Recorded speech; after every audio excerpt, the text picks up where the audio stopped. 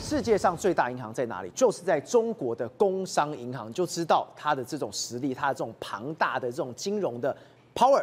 但是现在它竟然传出一件事情，它疑似卖了假黄金吗？而且现在被揪出来之后，真的要出事了。中国经济怎么了？ICBC 工商银行其实是中国的4大银行之首。你想想看哦，在过去来讲的话，工商银行会出事吗？没有人会想到说工商银行会有状况，而这状况呢，竟然是民众发现的。因为最近黄金的金价不是一直往上飙涨吗？有民众去买了，买了之后呢，发现一个很严重的问题，你知道吗？因为你的黄金上面你会要打钢印，对，打钢印代表什么意思？那就是你的身份证啊。结果呢，它的钢印跟它的这个保证书的合格证上面来讲，竟然对不上。哇！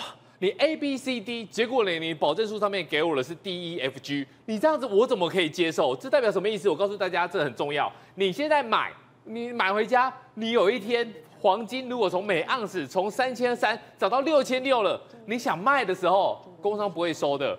你这 ABCD 就是要对 ABCD 啊。然后呢，这些东西把它上传到网络上面的话，结果没想到。不查不知道，一查吓一跳。你知道，很多网友都在讲说怎么办？我也不一样，怎么办？还有另外一个网友，这个也是很吓人的，他又是工商银行，而且呢，他是在上海的嘉定支行，也算是大行哦。结果去买了一个黄金，买了黄金之后，因为最近不是涨价吗？涨价之后，他就想说，哦，那我就拿去换个链子嘛。结果没想到，人家直接把它剪开，剪开之后，我的老天鹅啊，里面竟然有什么？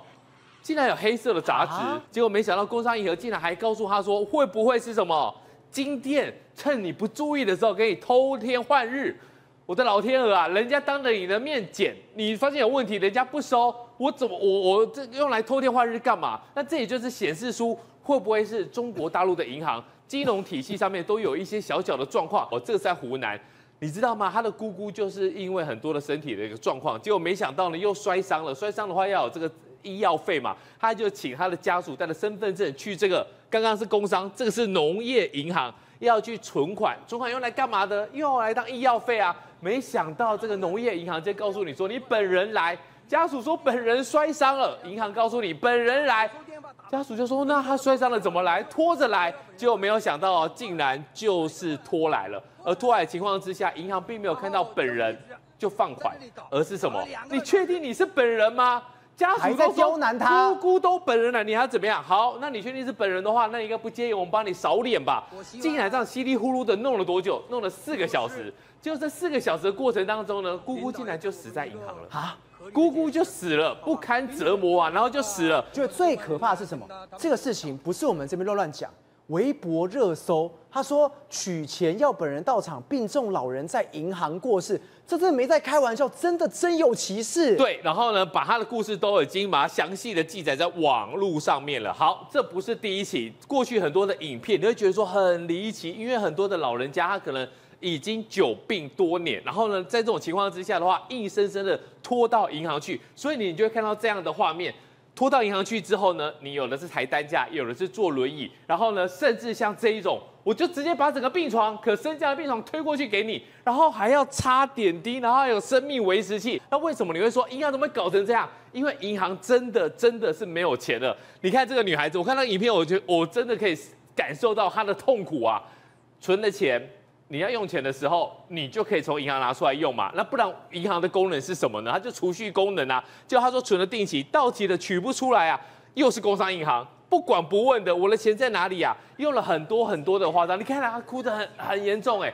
工商银行一开始跟他讲说，你这个钱我帮你转到比较优惠的一个专案。后来呢，不管我不要优惠，我要钱，然后你这钱帮你转到了一个金融服务的产品，那这产品很优惠，我不管我要钱，问题是就是不给你钱，就是没有钱，但是你想想看，你今天把你的工资存在银行里面，你就是为了不时之需嘛。我现在到期的要取不到钱，这个真的很令人难以想象。好，那重点来了。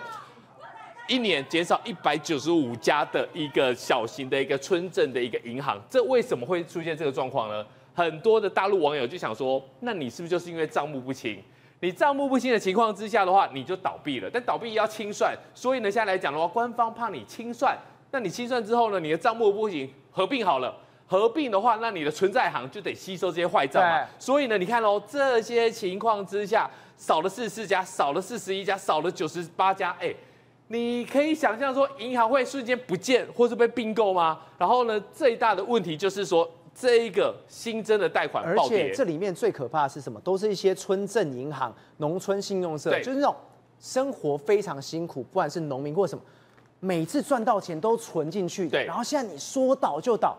我哪来的？我的养老金都没了。为什么这些银行会是第一时间被整并的呢？因为它的存户就是比较没有实力去叫板的。你在农村，你在渔村，那你当遇到状况的时候呢？现在这种情势也不准你去上访，所以呢，这些状况来讲的话，可能就是像大陆网友说的欺负老实人。宇轩，我刚刚看到，全国第一大不应该讲全国，全球第一大、全球第2大银行。通通都领不到钱，人家死了都在那边都没办法领到。而现在让我们觉得最夸张的是什么？是所谓的你钱领不到之外，你连薪水你都拿不到。现在一大堆人都在一些地方直接聚集讨薪水。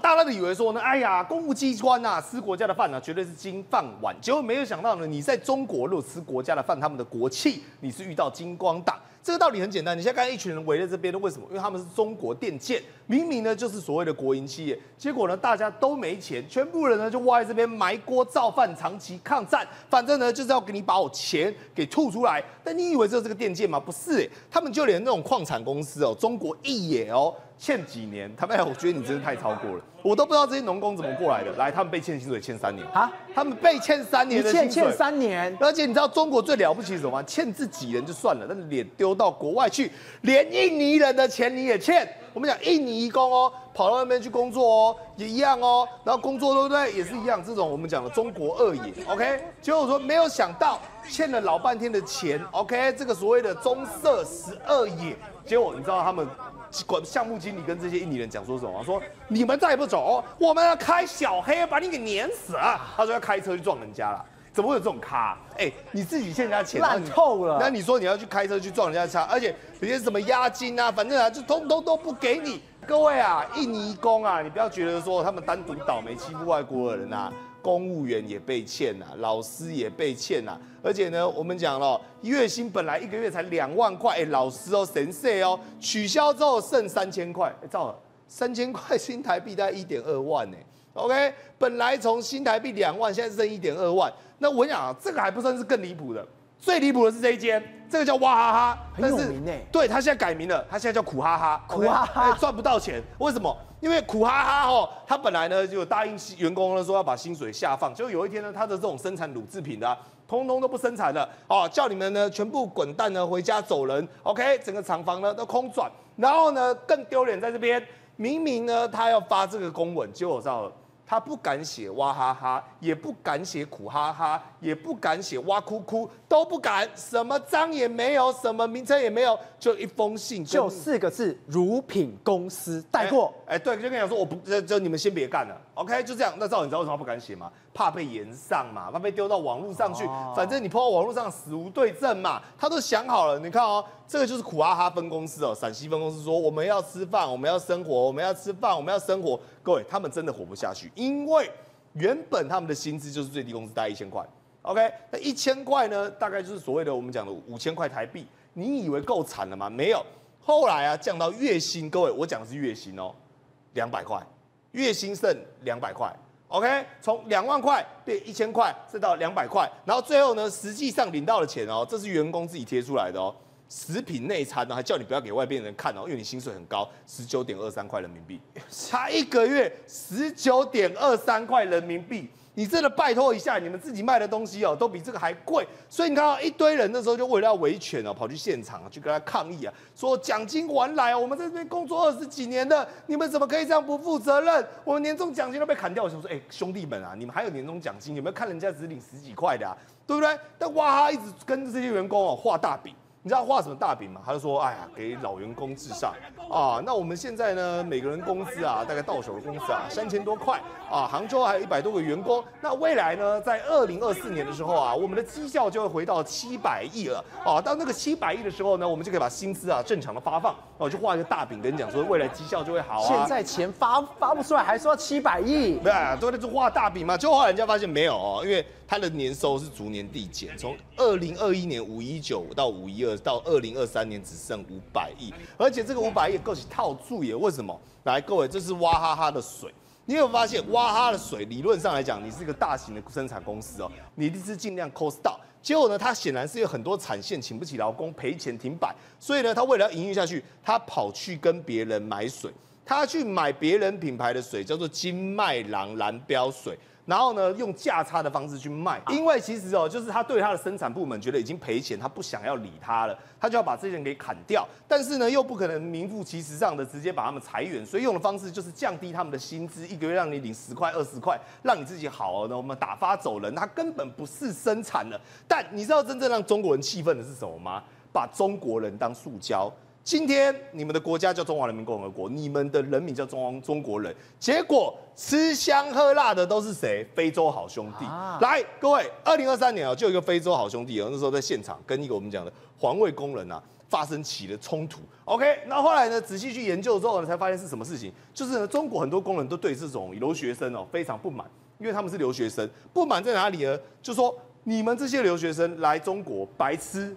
白喝，后面还有一个白叉 ，OK， 非常难听。结果都是由这个我们讲的共产党支付他们所有的开销，但这个黑人还嚣张到什么程度？他说：“我是留学生，你没有给过我们1分钱，是你们国家给我的，你们是旁观者，国家给我的，跟你没有半毛关系。”他说还开枪哎！他说共产党要给我钱啊，不会喜欢那啦，恁家就散起来，还恁到够输啦，不会喜欢那啦，我就有钱啊那啦，还讲中文呛虾哦。对，然后我跟你讲，居住的正义哦，更是没有。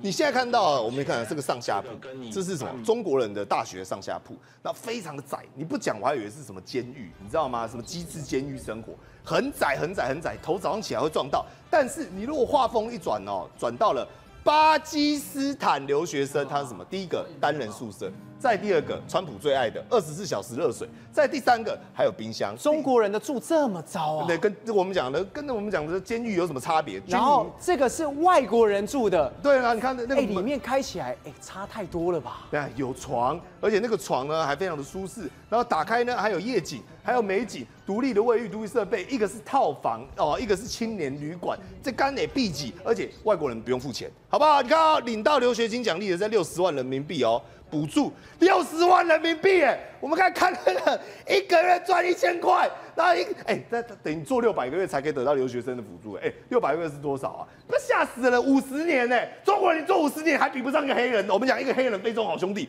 然后你看哦，他们的整个大学哦，最近有发现很多人来这边白吃白喝的，所以开始把这些人给退学。但实际上李文本是什么？是因为中国已经再也没有钱养得起这些非洲兄弟们。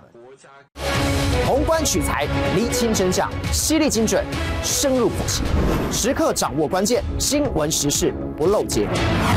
老时段，新气象，我是钟耀和，关键时刻2.0全新出击。